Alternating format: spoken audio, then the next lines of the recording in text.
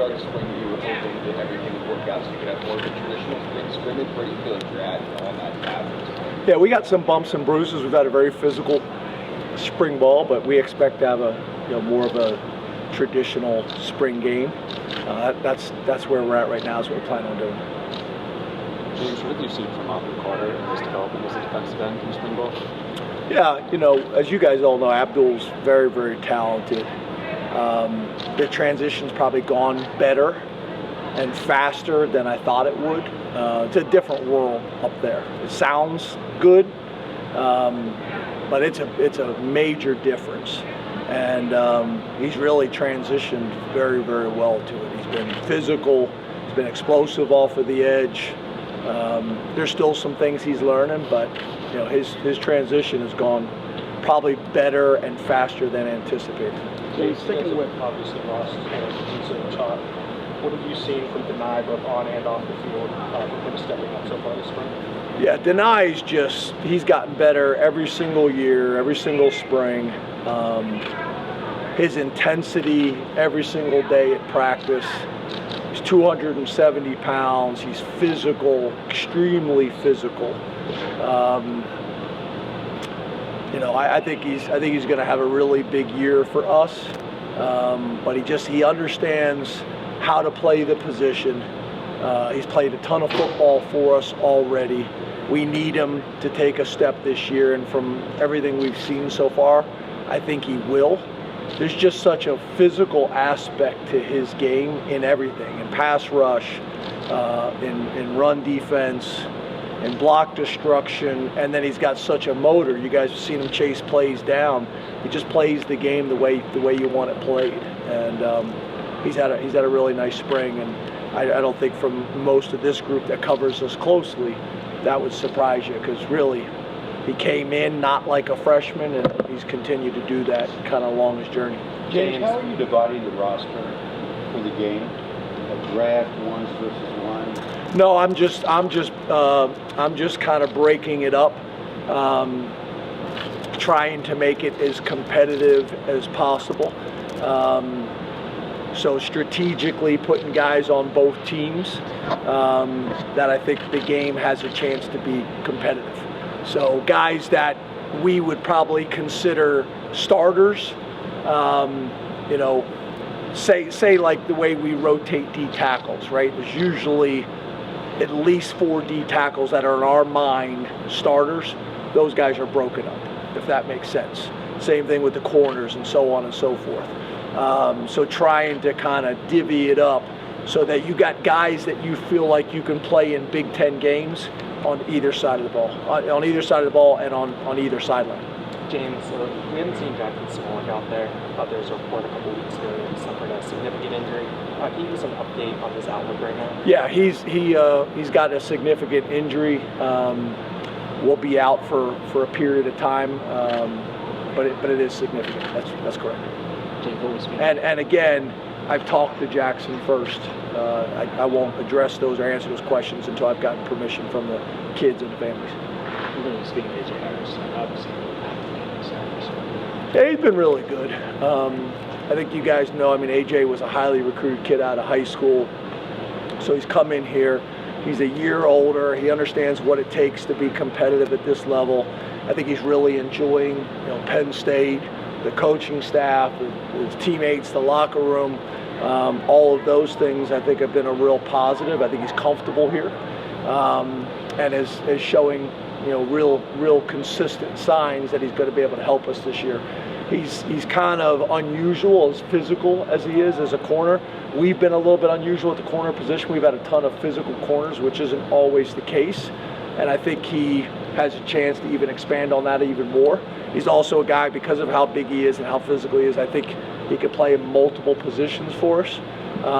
But I'm really excited to watch him and a lot of these guys that it's their first semester on campus.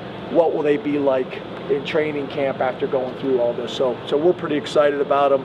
and the feedback that I've gotten from him is he's very happy to be here. James, along those lines, you were very high on Cooper Cousins before spring practice and when spring practice started.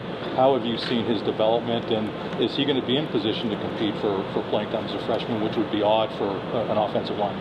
Yeah, it's hard to answer the last part of your question at this stage, but I think his transition has been like a lot of guys in terms of he probably came in further ahead than most guys, and kind of skyrocketed up, and I think was getting a lot of attention and a lot of people noticing him, coaches, teammates, all that kind of stuff.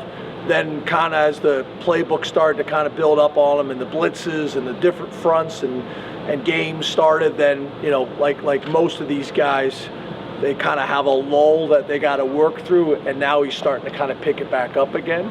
The other thing is when he first got here, we were playing him just at center, which I think is where he's most comfortable and most experienced. And not only the things that I just got done talking about, but also now playing him a little bit at guard as well.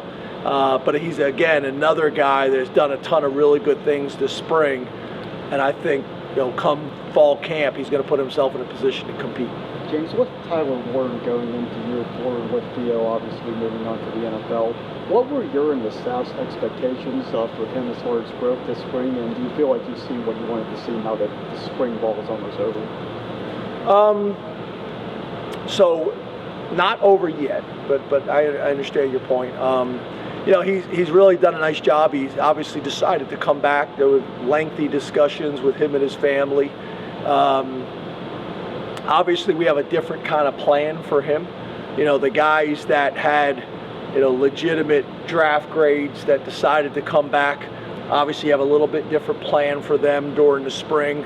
Very similar like what we did with Olu last year.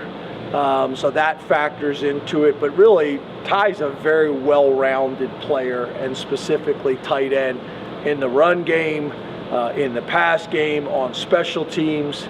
He's played a little wildcat quarterback in the past. He's done a ton of different things. So really, it's just continuing to improve all those things. And the other thing that's important is that feedback we do get from the NFL clubs when we're giving them their draft grades and where they're at. We also get strengths and weaknesses. So it's valuable information for us and for the player to see what the NFL teams, you know, think or their opinions are, or what their weaknesses are, and then really come up with a plan to attack those things all off season. So I think he's got a chance to be a big time player for us this year, and obviously, you know, it's our job to help him, you know, help himself and help our team.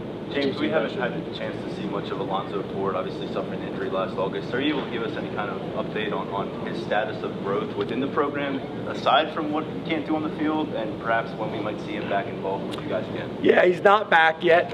He's close to being back. I think this summer he'll be full go. And when I talk about, I'm not talking about summer camp, I'm talking about summer training. But besides that, you know, he's been great. But we just haven't really seen a whole lot. His attitude has been great. He's done really well in the classroom. You know, he's obviously lived in the treatment room, and the strength staff has been able to work with him.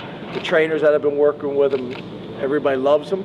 We just not a whole lot that we've been able to see up to this point, other than the stuff that we saw when we recruited him. The transfer portal opens next week. I guess, how do you kind of anticipate getting to 85 at this point? How do we anticipate getting to 85? I think you guys are probably a little bit over, maybe more so than you have been in the past. Well, you would know because you study it more than me. Yeah, we're in great shape. You know, we're in great shape. Don't see like any of those things will be an issue, and our math's different than yours. James, you mentioned near the top that this has been a really physical spring. How do Andy and Tom factor into that? They're both pretty big personalities. How does their personalities factor into us being physical? Yeah.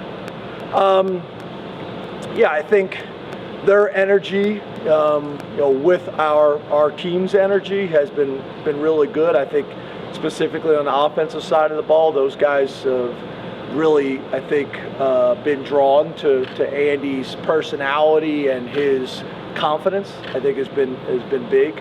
I think Tom is continuing a tradition here of playing hard, physical defense and running to the football. But I think so far so good with both of them. I know they've been impressed with our guys and kind of the culture of how we practice and how we compete. And I think they've enjoyed the staff, and I think they've enjoyed the players. And obviously this spring has been important, but we'll have a better idea probably 2 weeks into training camp.